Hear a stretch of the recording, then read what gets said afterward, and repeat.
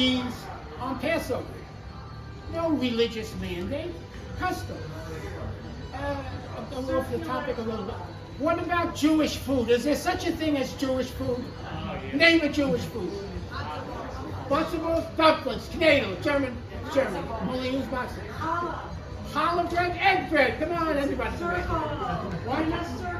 Make it any shape you want. It's bread. It's not so Jewish. Could you braid it? Come on, name another Jewish food. Filter fish. The filter fish. You go to France and you'll have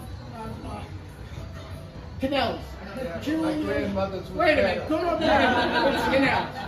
Romanian pastrami. And egg cream. Hungarian goulash. I don't know what pumpkin is. Wait a minute. What is it? What is it? It's like a pancake. It's mozzarella and eggs. My God, how? So what's so Jewish? It's a pancake, except instead of using breadcrumbs, you're using mozzarella.